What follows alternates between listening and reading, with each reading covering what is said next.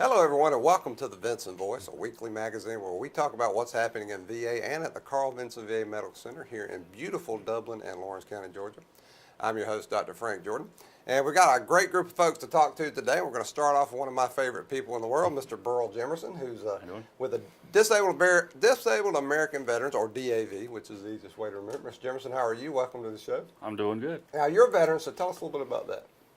Well, I was in from 1970 to 1977, and I was in SAC in the Air Force, and I worked on the B-52 D model. Now, were you stationed in Warner Robins? I know we talked about Warner Robins quite a bit. Yes. Robins Air Force Base. I came here in 74, Right. and I got out of the service in 77. 77. You did your part. 70. That's fantastic. Yeah. Thank you for your service, Mr. Jimmerson. Well, But the thanks for reason I staying. got you here today, I want to talk about DAV and all the great stuff it does. And I know you guys are nationwide. You've got. Let me check some facts here. I know you're nonprofit, but you help over 1 million veterans. You got almost 700,000. You give almost 700,000 rides a year. Now that's fantastic. You collect about $4 billion. 1,300 chapters, 1.3 million. That's a huge organization, and I had the privilege of covering media for the VA at the National DA Convention this year in August in Atlanta, and that included covering the Secretary, the Undersecretary, and the President's speech. And I got to tell you how impressed I was with that group. This ballroom at this hotel was massive, and it was full to the brim of DAV folks and some special guest veterans. It's just fantastic. I couldn't believe just how professional it was run. It's just fantastic. So tell us about DAV on the ground. That's what we need to know. Okay. I am the DAV representative for Dublin, the VA hospital here at Carl Vinson. And I try to get veterans to volunteer, and also civilians to volunteer. And that's one thing we need more of right now is volunteers. Drivers. Yes. But really in the most thing I'd like to have, not me, but the DAV in Georgia, we need a chapter in Dublin. In Dublin, that's right. And if anybody's interested, they can call me, and it's 478-954-2115. Tell them that number again, Mr. Jimmerson, so they'll get it. Okay, it's 478-954-2115. Call Mr. Jimmerson and volunteer. This is fantastic. It's one of our veteran service organizations. We call them VSOs, and these are the people like DAV, American Legion, Veterans of Foreign Wars, Soldiers, Angels, Team RWB. These are the groups who really help us take care of America's heroes. So now you guys do a lot of driving. You have these beautiful vans and other vehicles. You take veterans to different things and VA appointments. And you know, I don't know if you're mobile and you're able to drive and you have a good vehicle. It's easy to take that lightly, but if you're a veteran, especially an elderly veteran or a disabled veteran who needs to get to an appointment somewhere, DAV is a lifesaver, isn't it? It is. I drove for 5 years before I came to this position, and I'm the past department commander of Georgia, and that really opened my eyes. I saw what the urban communities have. I saw what the rural communities have and don't have, and in doing this job, I really feel like I'm helping. Right. And that's what every veteran I've ever talked to said. They don't need the money. What they want to do is help other veterans. That's right. So I hear that a lot, Mr. Jimmerson. I even tell our employees, I say, don't act like an employee. Act like a volunteer. And I say that because volunteers are motivated by a totally different set of values when they come, because they don't have to be here, but yet the volunteers I know are constantly giving of themselves, of their time, their resources to help other veterans and other folks. So that's fantastic. Yeah. Now, you said we don't have a local chapter for DAV, but we do have a DAV person here at our medical center who helps coordinate transportation. Is that right? yes, we do. Right. That is Miss Hunt. And if you call the hospital, if you're a veteran, you need a ride, call the hospital and ask the operator to connect you with the DAV transportation, and Shauna Hunt will schedule. And they got a whole schedule out there for Yes. the year. And again, we're rural. Yeah. The Carl Vinson Van Medical Center covers 52 counties in middle and south Georgia. Right. Rural. When I say rural, you're going into the woods sometimes where some of these veterans live. Oh, yeah. So those DAV vans, when they show up, I don't know how many veterans have told me that how it warms their heart and how supported and appreciated they feel when that DAV van shows up to help them get to an appointment they desperately need to get to. Yeah, and we like the camaraderie and the talk. That's right. You know, a veteran opens up inside that van. That's right. That's right. I'll never say what they say, but they open up. Yeah, and I tell our staff, if you're a veteran employee here, you've automatically got rapport with other veterans because you're a veteran yourself. Right. And then I tell the non-veteran employees, still, you have a select clientele. You're caring for veterans, America's heroes, so that should be something to get the conversation started right off the bat. So before I forget, Mr. Jimmerson, I want to make sure everybody knows about this website. It's www.dav.org. Again, that's www.dav.org. Easy to remember. Go there and check out what the DAV is doing for our veterans. So we want to get a chapter started, Mr. Jimmerson. What do we need to do? They just need to call you? Is that Well, they need two things. We need a place to have meetings. Right. Okay?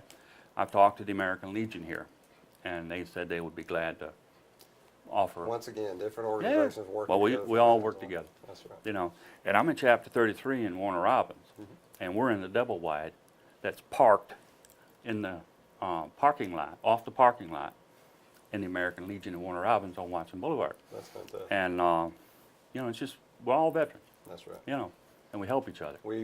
I can't say how much VSOs like the DAV do for our veterans here and us when we're trying to care for veterans. It's fantastic. So give them that phone number one more time, because I Okay. don't want to forget. 478-954-2115. I also have another website you can get to. Okay, let's hear it. You get to dav.org, okay, /members, members portal, all one word, /GA/33. And that is the website that I'm managing for Chapter 33 Okay, great. in Warner Robins. Fantastic. And if you have questions or anything, just there's a place for questions and everything, and I'll get back with you. Give Mr. Burl Jimmerson a call. We want to see you in the DAV. We want to open a DAV chapter locally. Every minute you put in helps another veteran, so be generous with your time, and we'll certainly appreciate it. Mr. Jimmerson, thank you for your service to the country, and thank you for everything you're doing with the DAV, and we'll see you again. Okay. Folks, we'll be right back with more Vinson Voice.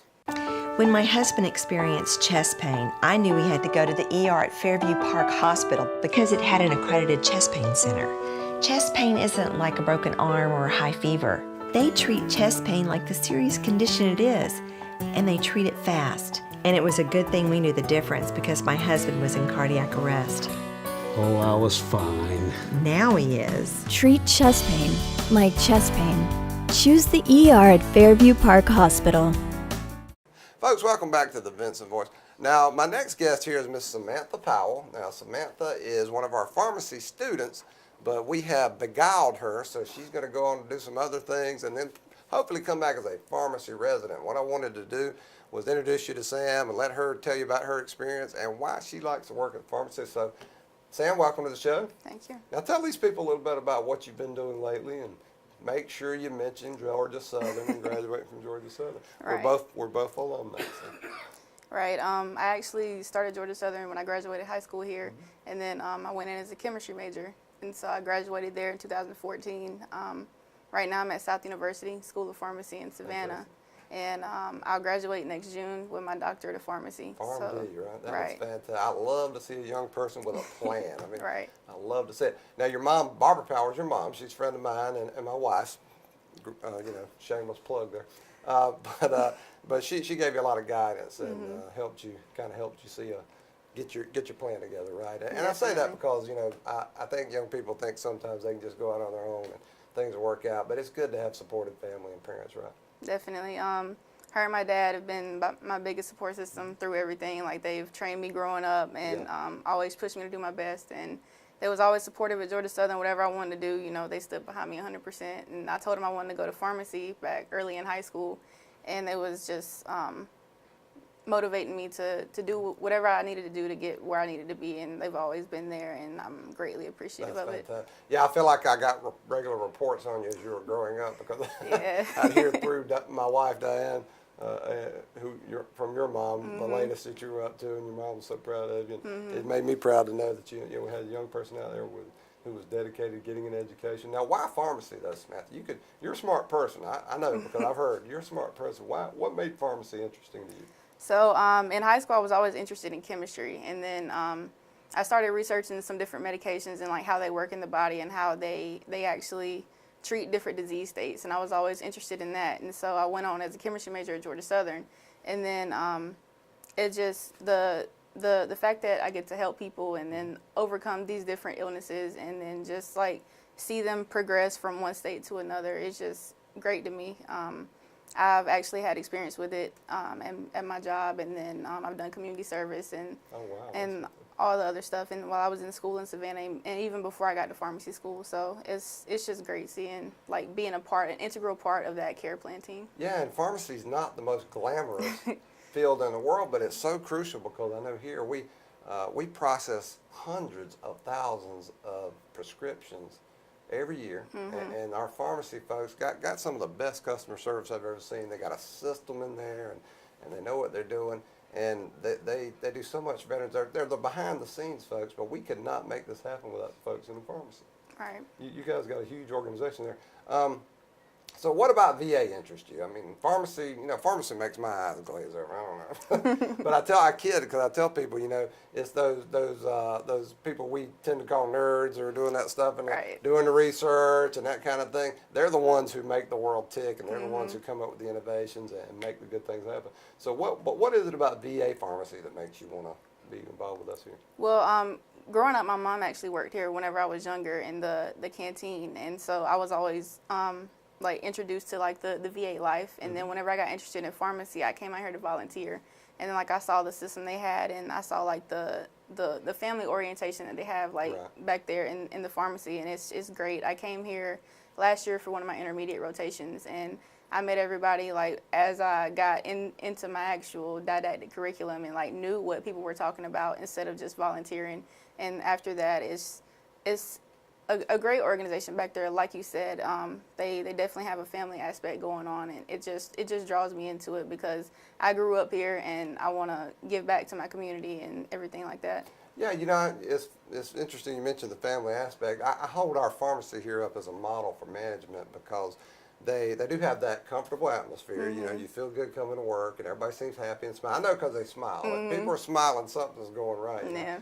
But I also know they have strong management practices there. They have standards that they expect to be met, and some of that is inherent to the industry and VA because we have very exacting standards. But it's more than that because I've watched them over the years, and I know the managers, Dr. Laura Miller, who's our chief, and Dr. Michael Reiner, who's our assistant chief, and so on. They have really strong they have expectations, and they insist that people meet those. Is that kind of the impression you've gotten down there? Right. I mean, like I said, it's a family environment, but business is business, and then you have pleasure is pleasure, but there's a fine line between the two, and you know the certain standards you have to hold your employees to in order to achieve your common goals. So that's definitely what's going on. Yeah, because we're issuing medications to veterans. We want them to know they can trust that we have the highest possible quality standards, safety standards, and customer service. Like Exactly. I said, I handle the complaint department around here, and I'll get complaints that have to go to pharmacy, but it's never about pharmacy people. It's that my medication order got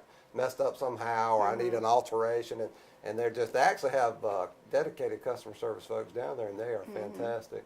And it's just a well-oiled machine in that pharmacy. Does that just enhance your desire to be involved with that?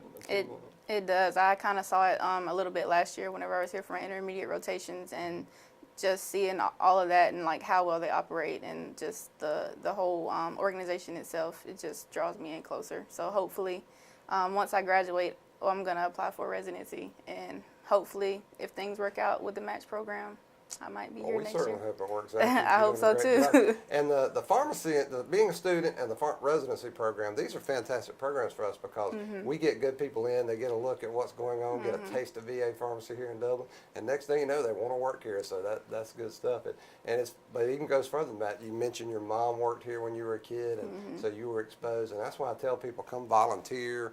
Come work with us, and because it gives us a chance to entice people to come here and care for America's heroes. Right. So have you enjoyed interacting with the veterans and getting to know them and their stories? I love it. I actually do some patient interaction now. I go to certain meetings, and we have our care team meetings and stuff like that every week. So interacting with them is just great. They're such great people. They have great stories, don't they? Oh, definitely. Yeah, I tell people that it's, history lives here, history walks these halls, because these veterans, they're the ones who actually did the things that you read about and you see in the movies, and the video games that are created based on themes from famous battles and wars. These veterans lived this stuff, and it's definitely wonderful to care for them. So you said next is on to, you're finishing up at South, and then it's going to be try to get a residency here, right? Try to. Sam, you are doing great stuff. We're glad to have you in the pharmacy, and shout out to all of our pharmacy folks. You folks do great work. I can attest because I see the behind the scenes stuff, so I know what's going on, and you're doing fantastic. And Sam, it's good to know we've got young people like you in the world who are taking on the world and doing good things. So thank you for being here, and you keep at it. I will. Thank you. Folks, we'll be right back with more Vinson Voice. There's more than one way to get professional lawn care. Do it yourself, like this homeowner, with whatever this is. Pros use reliable, powerful Gravely equipment. This homeowner gets by with something else. Gravely delivers the high performance and quality professionals stake their reputation on. Gravely outpowers, outlasts, outperforms. Get what the pros use. See Myers Equipment and Supply for details.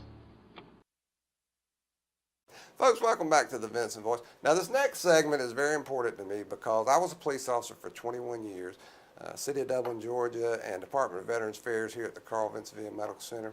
Love the profession, love the variety, but one of the things I always encountered on a regular basis was instances of domestic violence. Sometimes you'll hear it called, what is it called, IPV, Victoria? IPV stands for Intimate Partner Violence. Intimate partner violence. I was drawing a blank. So today I want to talk about that because it's so important that we deal with this issue. And to do that, I've got my friend Miss Victoria Freeny from our social work service here at the Medical Center. And it is Domestic Violence Awareness Month. So we're trying to promote that all month. And Victoria is going to tell us a little bit about why it's important to deal with this issue and how we can educate ourselves. So Victoria, welcome to the show. Thank you. Now start off, tell us a little bit about you because we want to meet Victoria first.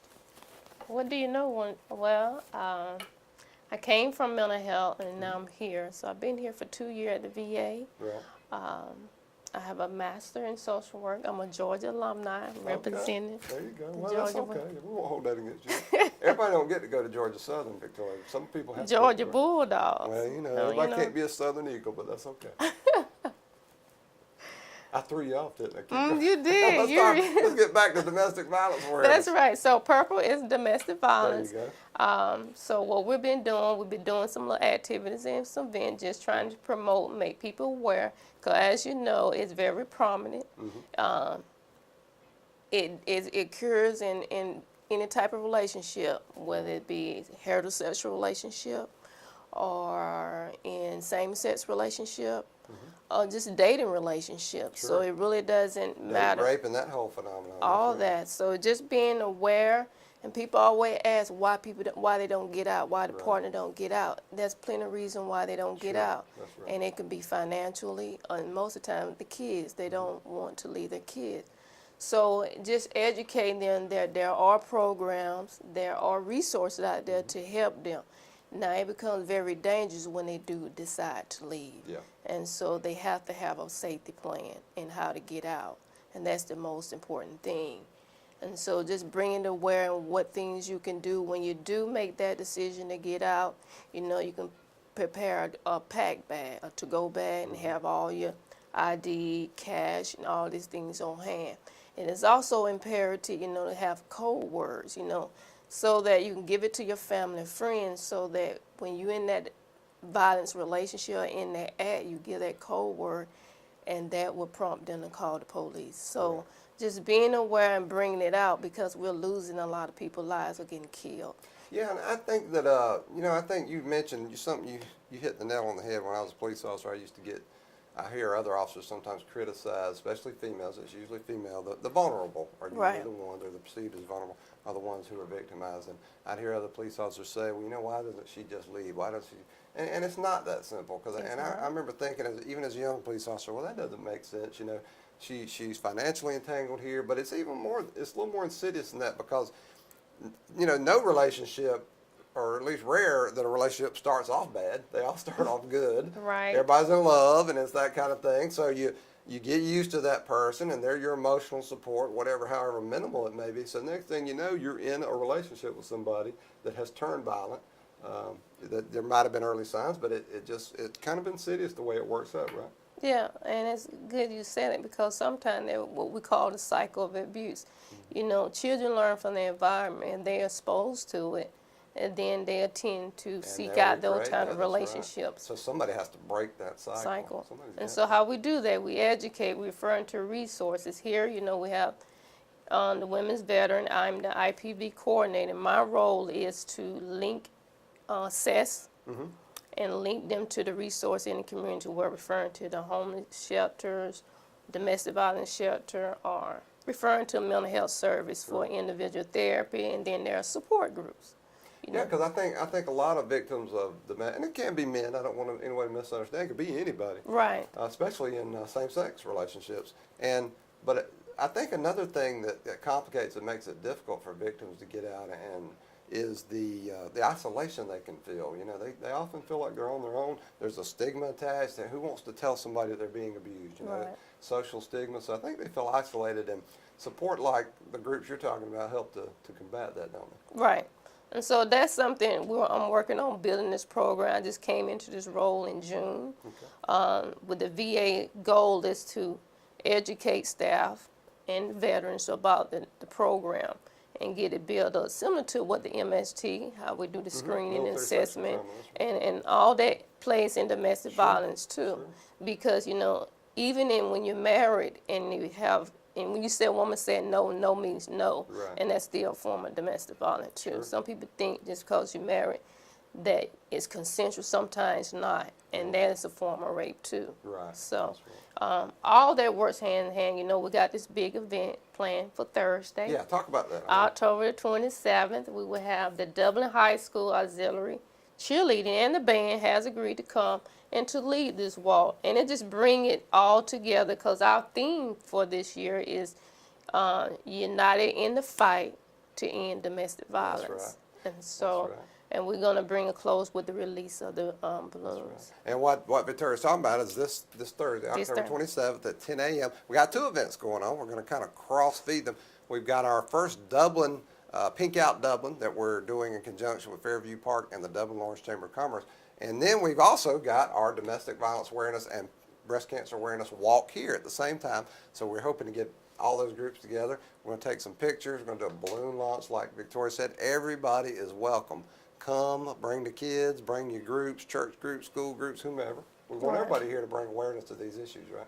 Right. I want to give my contact information. I can at IPV. I'm the coordinator, and my number is 478-272-1210, extension 3892.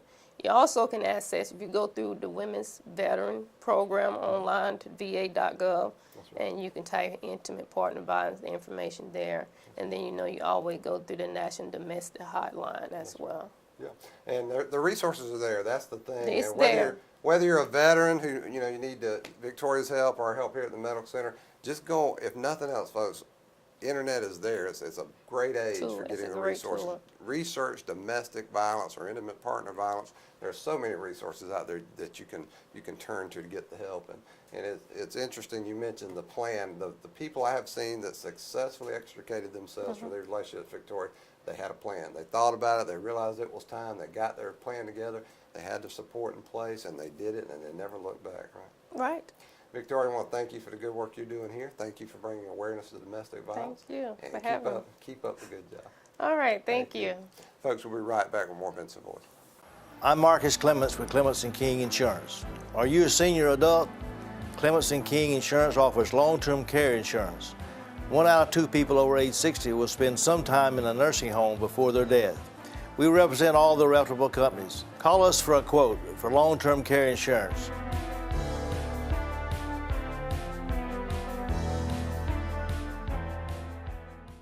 Folks, welcome back to the Vinson Voice. Before we end the show, we always like to let you know what kind of events are going on, what kind of observances we're having here at the Medical Center. And our next big event is October 27th. Now, we're having our first annual Pink Out Dublin. We have a Pink Out Day here at the Medical Center every year. We did that October 20th. But on the 27th, Thursday at 10 a.m., we're going to have a group picture. And we're doing this in conjunction with Fairview Park Hospital and the Dublin-Lawrence Chamber of Commerce and all of Dublin-Lawrence County, because we're trying to pink out Dublin. We want businesses to be pink. We want individuals wearing pink, dress the kids up, dress the pets up. But come join us at the Medical Center at 10 a.m. on October 27th for a group photo. We want everybody to come. Everyone is welcome, and we hope to see a really big turnout. And don't forget also, simultaneously, we're going to have a domestic violence awareness and breast cancer walk. 10 a.m. is going to get started. We're going to have a balloon launch. It's going to be a lot of fun. People are going to be wearing pink and purple to bring awareness to breast cancer and domestic violence. So it's going to be fantastic. And then also the big one on the 11th of November, we're going to have our Veterans Day program. We have this every year. It's our big event. We want everybody to come out. It's going to be at 11 a.m. in our auditorium right here at the Medical Center. Come, bring the family. This is your chance, folks, to come out and honor America's heroes, those people who defended our freedoms. You can come out, meet them, see the program. It's going to be fantastic. Again, that's November 11th at 11 a.m. right here in our auditorium on the second floor of the building. Parking will be available. Just come on out and join us. And then we want to remind our stakeholders that on November 15th, we're going to officially convert our emergency department to an urgent care center.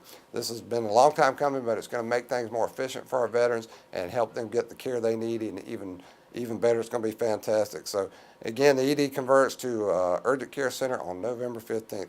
Don't forget about tours, folks. You can come out and take a tour of the Medical Center, whether you're an individual or a group. It's a great way to educate kids about veterans, our history. We've got a long history here at the Medical Center, and you can learn about it right here. Just give me a call at 478-274-5440, or you can send me an email at frank.jordan@va.gov, and that's Jordan, Jordan, of course. And then finally, get on our social media, folks. Facebook page, internet site, our Twitter feed. We put out great info about what's happening across VA, benefits, services, programs. But we also talk about events, and we do some history pieces. We get a really good response when we put famous veterans on there. A lot of people don't know who some of these folks are that served in the military that are now famous, but there's a lot of good info out there. So join us on Facebook, like what you see, and share it. The more you share on our Facebook and retweet these Twitter posts, the more veterans and their families we reach, and the more veterans we can care for. So folks, until next week, thank you, and we hope to see you again on the Vinson Voice.